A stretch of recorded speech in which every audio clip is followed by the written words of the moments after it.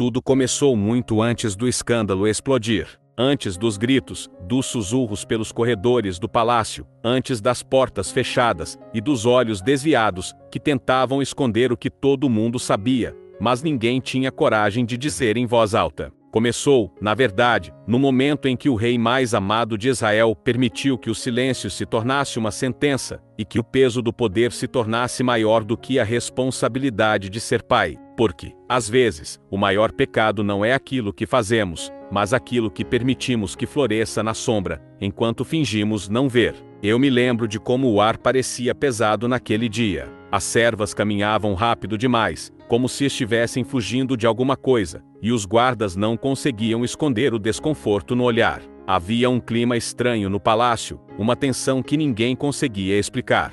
E quando todos estavam tentando entender o que estava acontecendo, a notícia caiu como uma lâmina afiada no meio da família real. Tamar, a princesa, havia sido violentada. E pior, por seu próprio meio-irmão, Amnon, o primogênito do rei. Mas ninguém ousava falar sobre isso abertamente. Ninguém queria contrariar o herdeiro do trono. Ninguém queria encarar a verdade que poderia colocar fogo em toda a casa de Davi. E assim, enquanto Tamar chorava trancada em seu quarto com o rosto manchado de lágrimas, e o coração esmagado, o palácio fingia que nada tinha acontecido. Mas algo aconteceu, algo tão terrível que ecoou por gerações. E tudo começou porque um único homem decidiu agir movido por um desejo tão doentio, que parecia ferver dentro dele. Amnon era conhecido por sua impulsividade. Todos no palácio sabiam que ele tinha um coração inquieto, sempre lutando contra seus próprios desejos. Mas naquele tempo, algo mais escuro começou a crescer dentro dele. Ele se apaixonou, ou pelo menos achou que era paixão, pela própria irmã Tamar. Uma beleza serena, delicada, que carregava nos olhos a inocência de quem nunca imaginava que o mal poderia vir de alguém tão próximo. Ela era admirada por todos, mas jamais imaginaria que seria desejada por alguém que deveria protegê-la. Amnon começou a definhar, não com uma doença comum, mas com uma enfermidade da alma. Ele deixou de comer, deixou de sorrir, perdeu o brilho dos olhos. Parecia que o mundo inteiro havia se tornado um fardo. Quem olhava de fora poderia achar que ele sofria de algo realmente sério, mas a verdade é que ele se consumia por algo proibido, algo que ele sabia que jamais deveria tocar. E foi nesse desespero silencioso que um personagem importante entrou em cena, Jonadab, seu amigo e primo, conhecido por sua sagacidade. Jonadab percebeu a tristeza de Amnon, mas ele não buscava curar, e sim alimentar aquilo que estava escondido. "Por que você, filho do rei, está tão abatido?"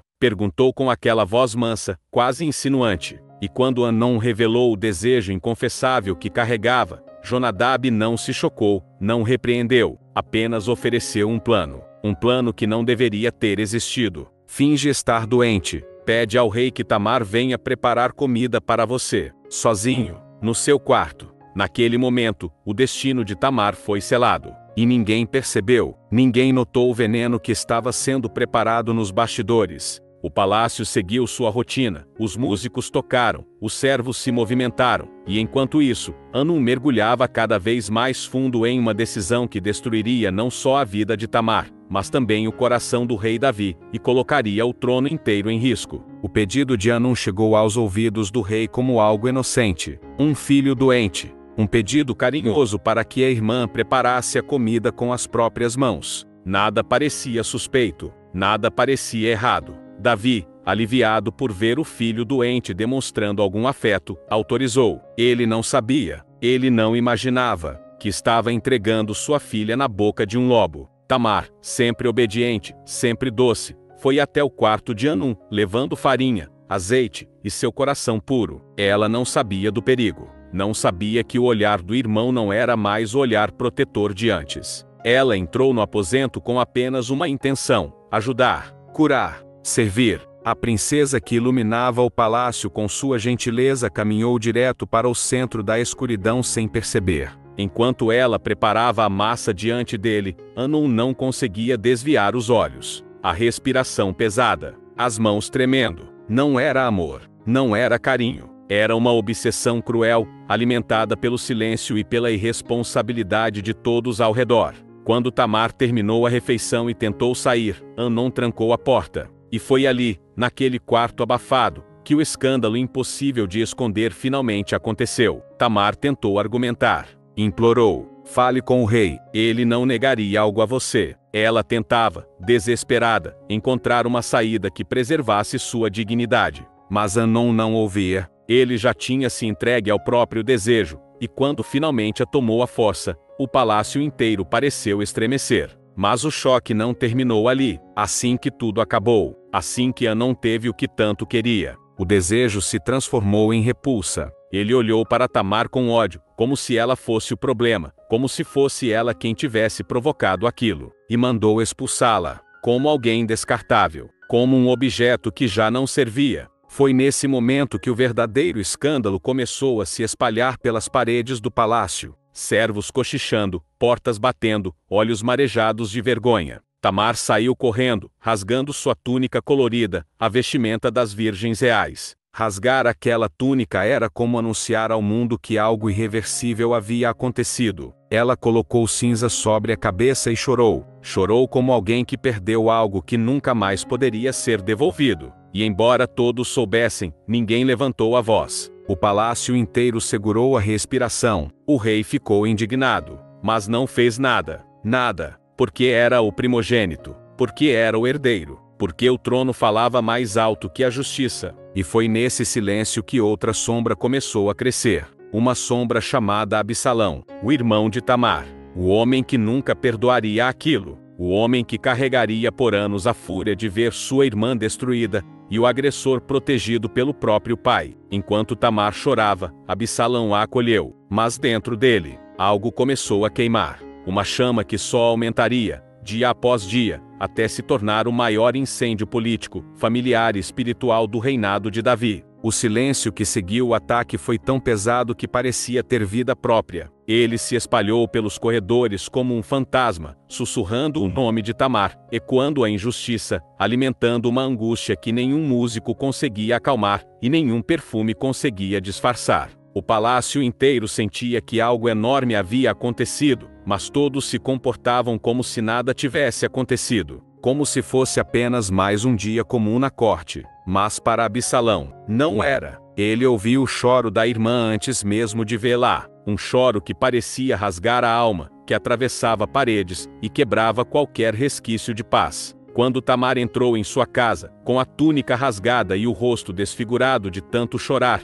Absalão imediatamente entendeu. Ele não precisou de explicações, não precisou de detalhes. O olhar dela dizia tudo. E naquele exato instante, algo dentro dele quebrou. Ele segurou Tamar nos braços, tremendo. Não de medo, mas de raiva. Uma raiva tão profunda que parecia um vulcão prestes a entrar em erupção. Mas Absalão era diferente de Anon. Ele não agia por impulso. Ele não se deixava dominar pelo momento. Ele sabia esperar. Sabia calar. Sabia fazer parecer que estava tudo bem, até que o momento perfeito chegasse. Quando o rei Davi soube do ocorrido, sentiu o coração despedaçar. A Bíblia diz que ele ficou muito indignado, mas indignação sem ação é apenas um fogo que se apaga sozinho. Davi não puniu Anon, não o confrontou, não o afastou, não tomou nenhuma decisão que mostrasse que a justiça ainda tinha lugar dentro do palácio. Esse silêncio foi o combustível que Absalão precisava. Tamar ficou vivendo na casa do irmão, isolada, marcada para sempre pelo trauma. E enquanto ela tentava sobreviver ao próprio sofrimento, Absalão começava a planejar. Ele observava Anon vivendo normalmente, comendo, sorrindo, caminhando pelo palácio como se nada tivesse acontecido. E cada dia que passava, cada risada que ele ouvia, cada passo despreocupado, alimentava ainda mais o ódio que crescia dentro dele. Mas Absalão não queria apenas vingança. Ele queria que a justiça fosse vista, sentida e temida. Ele queria que o nome de Tamar jamais fosse apagado pela indiferença. Ele queria que o palácio inteiro soubesse que o silêncio tinha um preço, e esse preço seria pago com sangue. 2 anos se passaram. 2 anos de silêncio, de estratégias, de conversa indiretas, de aparente normalidade. Absalão esperou, e esperou, e esperou, até que, finalmente, encontrou o momento perfeito. Ele resolveu fazer uma grande festa em Baal Hazor. Uma festa tão grande que seria impossível para o rei ignorar. Absalão convidou todos os filhos de Davi, todos, inclusive Anon. Era o convite perfeito, porque negá-lo seria estranho demais, mas aceitá-lo seria cair direto na armadilha. Absalão foi até o rei e fez seu pedido como quem realmente queria paz e união familiar. Davi estranhou. Afinal, Absalão e Anon mal se falavam desde o escândalo. Algo estava errado ali. O rei sentiu, mas ignorou esse sentimento. Um erro fatal. Davi recusou ir, mas permitiu que seus filhos fossem. E Absalão insistiu especificamente para que Anon estivesse presente. Um pedido tão direto que chegou a assustar o rei. Mas Anon foi, acreditando que os 2 anos de silêncio tinham curado alguma coisa. Mas não havia cura. Havia apenas espera. A festa começou com alegria, música e vinho. Todos riam, dançavam, celebravam. E Anon, como sempre, bebeu além da conta. Ele não imaginava que cada gole que dava o aproximava ainda mais do seu destino. Quando Absalão percebeu que Anon já estava completamente entregue ao prazer da festa, ele chamou seus servos em segredo, e deu a ordem que mudaria para sempre a história de Israel, quando Anon estiver alegre com o vinho. Matem-no, não tenham medo, eu sou quem está mandando. Os olhos dos servos se arregalaram, mas eles sabiam quem era Absalão, sabiam do que ele era capaz. Sabiam que aquela ordem não era um capricho, era justiça, justiça pela irmã devastada, justiça pela honra perdida, justiça pelo silêncio do pai. Quando Anon tombou morto, a festa acabou em caos. Os convidados fugiram, os gritos ecoaram entre as colinas, e a notícia da morte do primogênito chegou ao rei como uma flecha no peito. Davi rasgou suas vestes, chorou, entrou em profundo luto, mas no fundo, ele sabia que aquilo era consequência de sua própria omissão. Absalão, sabendo que o rei jamais perdoaria um filho que matou o outro, fugiu para Gesur, a terra do seu avô materno. Ele viveu ali por 3 anos, longe do palácio, longe da irmã, longe do pai. Mas mesmo distante, seu nome continuava ecoando por todo Israel. As pessoas comentavam, sussurravam, alguns o viam como assassino, outros como justiceiro, e esse misto de medo e admiração começou a transformar Absalão em algo que ninguém imaginava, uma ameaça ao trono. Depois de 3 anos, Joabe, comandante do exército e homem próximo ao rei, percebeu que o coração de Davi ainda ardia por Absalão, não de raiva, mas de saudade. Davi era rei, mas antes de tudo era pai, e Joabe viu uma oportunidade. Ele montou uma estratégia para que Absalão pudesse voltar para Jerusalém, e funcionou. Davi permitiu que o filho retornasse, mas não permitiu que ele entrasse em sua presença. Absalão estava na cidade, mas exilado dentro da própria terra. Foi nesse período que o ressentimento de Absalão se transformou em ambição. Ele percebeu que o povo gostava dele, admirava sua beleza, sua postura, sua maneira de falar. Ele tinha carisma, ele tinha presença, ele tinha aquilo que Anon jamais tivera, a habilidade de conquistar corações. E aos poucos, sem levantar suspeitas, ele começou a conversar com o povo, ouvir suas queixas, oferecer soluções, estender a mão que o pai não estava estendendo. Absalão montou uma estrutura de poder silenciosa, construída nos becos e nas portas da cidade, longe dos olhos do rei. Ele dizia às pessoas que o rei não tinha tempo para elas, mas que ele tinha. Ele beijava suas mãos, abraçava seus ombros, tratava-os com dignidade. Em pouco tempo, o povo começou a amá-lo, e esse amor se tornou combustível para algo ainda maior. O golpe estava sendo preparado. O escândalo sexual que começou com Anon e Tamar abriu uma ferida tão profunda que começou a sangrar em todas as direções. E Absalão, sentindo-se justiceiro, vítima e herdeiro da dor, decidiu que aquela ferida só seria fechada quando ele tivesse nas mãos aquilo que sentia ser seu por direito, o trono de Israel. O plano estava quase pronto. O povo estava do lado dele. O palácio estava distraído. O rei estava vulnerável. E o caos que ele estava prestes a desencadear seria tão grande, tão devastador, que Israel jamais se esqueceria. E tudo, absolutamente tudo, tinha começado com um ato de desejo incontrolável, seguido por um silêncio imperdoável. O dia em que Absalão decidiu que seria rei começou como qualquer outro. O sol nascia por trás das colinas de Jerusalém, tingindo de dourado as paredes de pedra, enquanto a cidade despertava aos poucos. Mas por trás daquela calmaria havia um movimento silencioso, quase imperceptível, como o de uma serpente se preparando para atacar. Absalão já tinha conquistado o coração do povo, já tinha construído uma base sólida de apoio, e agora, ele só precisava de um estopim, um único gesto, que desencadearia uma onda impossível de conter. Ele pediu ao rei permissão para ir até Hebrom, sob o pretexto de cumprir um voto ao Senhor.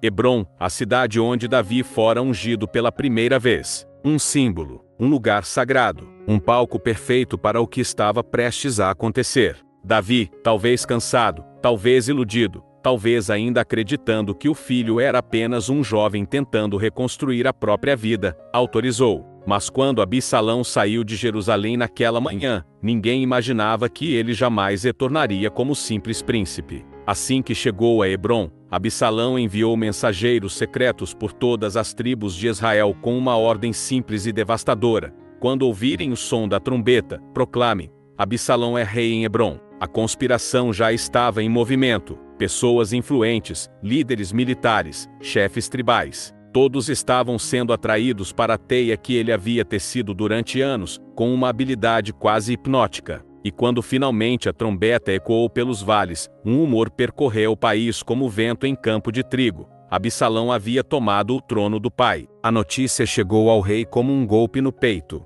Joabe, homens de confiança e alguns conselheiros correram até David, alarmados. A rebelião não era apenas uma ameaça distante. Ela já estava dentro de Israel, crescendo, se espalhando, como um incêndio que se alimenta da madeira seca deixada pelo descuido. Se Davi permanecesse em Jerusalém, seria cercado, capturado e provavelmente morto. A única escolha era fugir. E assim, o rei mais amado de Israel, o guerreiro que enfrentou Golias, o salmista que encantou multidões, o homem segundo o coração de Deus, deixou o palácio em lágrimas, caminhando descalço pela encosta, enquanto seus homens choravam junto com ele. Era uma cena tão forte, tão devastadora, que parecia que o próprio céu lamentava. O escândalo de Tamar tinha finalmente se transformado em um terremoto que abria rachaduras por toda a terra. Enquanto Davi fugia, Absalão avançava com confiança cega. Ele acreditava que Deus estava com ele, acreditava que era justo, que era o escolhido, que sua revolta era mais que vingança, era destino, e talvez essa fosse sua maior ilusão. Quando Absalão entrou em Jerusalém, encontrou a cidade vazia do rei, mas cheia de gente pronta para aplaudi-lo. E naquele momento, aconselhado por Aitofel, um dos mais sábios estrategistas do reino, tomou uma decisão que selou de vez sua ruptura com o pai. Aitofel disse que, para demonstrar que não havia mais volta, Absalão deveria tomar publicamente as concubinas de Davi, em pleno terraço, à vista de todos. Um ato de poder, de provocação, de reivindicação absoluta do trono. E assim foi feito. O jovem bonito, carismático, amado pelo povo, agora mostrava seu lado mais sombrio. O escândalo que começou com a violência contra Tamar agora atingia seu ápice em outro ato sexual, desta vez contra as mulheres de Davi, transformando o que já era pessoal em algo público, político e irreparável. Era como se cada escolha desastrosa fosse um eco da primeira injustiça. Como se cada erro fosse um desdobramento inevitável da falta de ação que Davi teve lá atrás,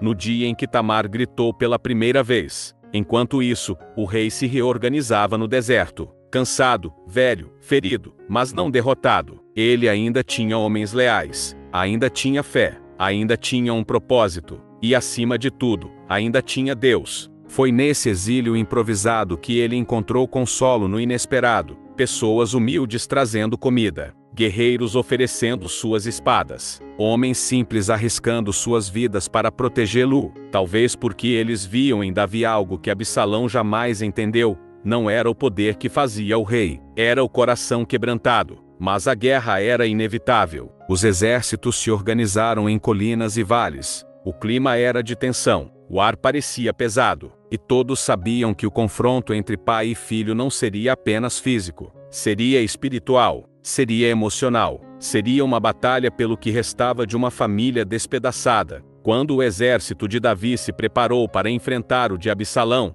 o rei fez um pedido que surpreendeu seus comandantes: tratem Absalão com bondade, por amor a mim. Mesmo traído, humilhado, expulso, Davi ainda amava o filho. O amor de um pai que nunca conseguiu ser pai por completo. um amor que doeu mais do que qualquer espada. O campo de batalha escolhido foi a floresta de Efraim, um lugar escuro, denso, traiçoeiro, onde o terreno era tão perigoso quanto o inimigo. E ali, o destino começou a se cumprir.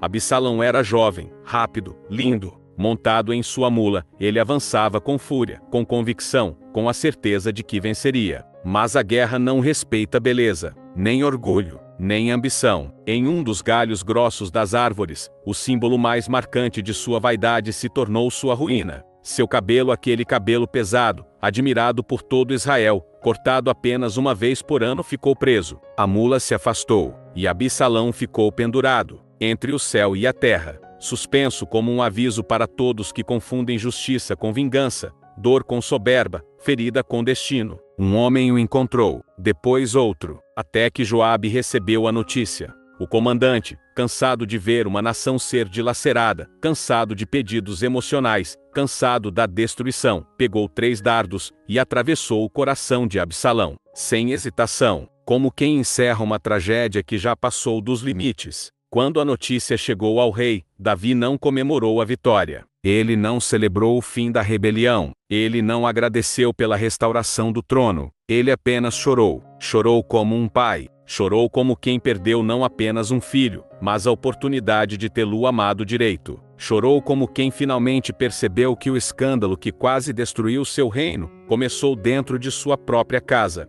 Meu filho Absalão, meu filho, quem me dera eu tivesse morrido em seu lugar. E esse lamento ecoou pelo palácio, pelas ruas, pelas gerações, como um lembrete eterno de que nenhuma coroa é capaz de proteger uma família ferida, de que o poder não substitui a presença, de que o silêncio diante da injustiça pode se transformar no maior escândalo de todos. No fim, o trono de Israel não foi destruído, mas Davi nunca mais foi o mesmo. Absalão se tornou símbolo de beleza sem propósito, de carisma sem caráter, de justiça sem Deus. E Tamar se tornou a lembrança viva de que toda história trágica começa quando alguém escolhe não agir. E quando você olha para tudo isso, para a violência, a omissão, a vingança, a rebelião, a guerra, percebe que o maior escândalo sexual da família de Davi não foi apenas um episódio isolado. Foi o estopim de uma sequência de escolhas erradas. Foi a semente de uma destruição emocional. Foi um grito ignorado que se transformou em sangue derramado. E talvez, no fundo, a Bíblia conte essa história para lembrar que o mal nunca nasce grande. Ele nasce pequeno, nasce no silêncio, nasce no olhar desviado, nasce na falta de coragem. Porque quando um pecado é escondido, outro toma o lugar. E quando a dor de alguém é ignorada, o caos encontra espaço para reinar. Agora, eu te pergunto, você acredita que isso realmente aconteceu? Se isso te tocou, é porque esse vídeo precisava chegar até você. Se inscreva no canal.